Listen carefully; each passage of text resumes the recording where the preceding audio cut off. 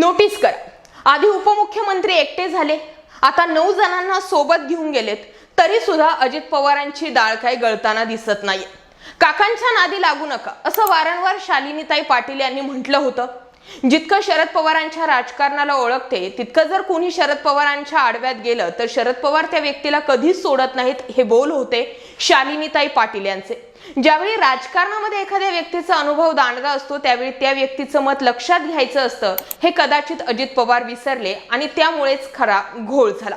पडद्यामागून सगळं काही सेटल झालं होतं. जसं एकनाथ शिंदेची स्क्रिप्ट होती तशी अजित पवारांची स्क्रिप्ट सुरू होती. पण पडद्यामागून ज्यावेळी फडणवीस सेटिंग लावत होते त्यावेळेस समोर आली ती राष्ट्रवादीची घटना आणि या घटनेने घोळ घातला आणि त्यामुळेच अजित पवारांना पुन्हा शरद पवारांचे पाय धरण्याची वेळ आली. नेमकं घडलंय काय?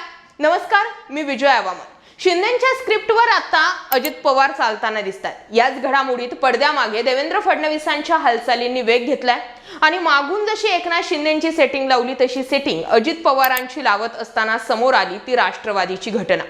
आताच्या घडीला घडत असं आहे की शरद पवारांकडे अजित पवार आतापर्यंत 3 वेळेस गेलेले आहेत. ज्यावेळी अजित पवारांनी उपमुख्यमंत्री पदाची पहाटेची शपथविधी केली होती त्यावेळी ते एकटे गेले. ते आधी शपथ घेतात, नंतर कार्यक्रम हाती घेतात. आता 9 जणांना घेऊन गेले, पण तरी सुद्धा शरद पवार काहीही केले अजित पवारांकडून मात खायला तयार नाही आणि पुन्हा एकदा फडणवीसांना तोंडघशी कसं पाडता येईल यावरच सध्याचं राजकारण जे आहे ते सुरू आहे.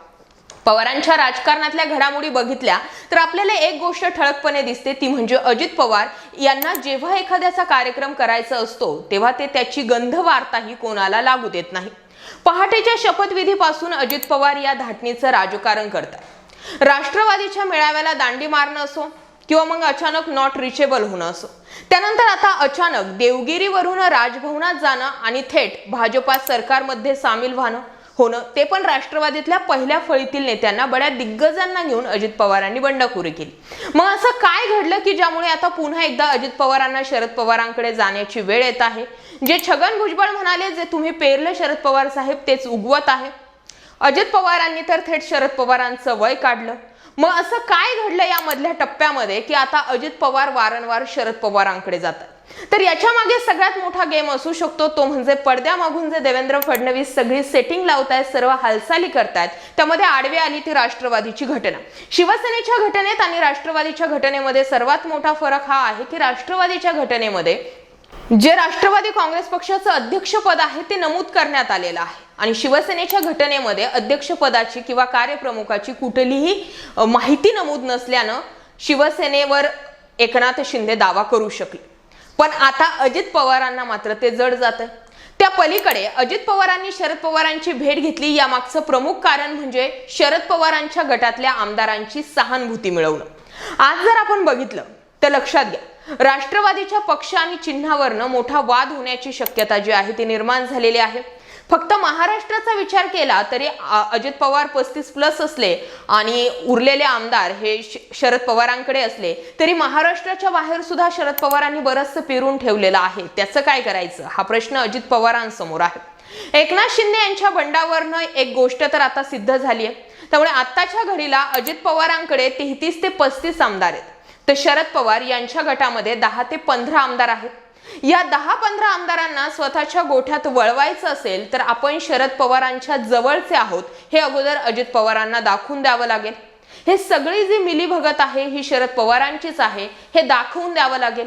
आणि अजित पवारांनी जी शरद पवारांवरती टीका केली आहे, ज्यामुळे पवारांच्या बाजूने सहानुभूती निर्माण झाली आहे आणि आत्ताच लागलीच जो सर्वे समोर आलाय ज्यामध्ये राष्ट्रवादी, शिवसेना आणि भाजप मिळून सुद्धा लोकसभेचं गणित बसत नसल्या कारणानं पुन्हा एकदा शरद पवारांना सोबत घ्यावं लागणार.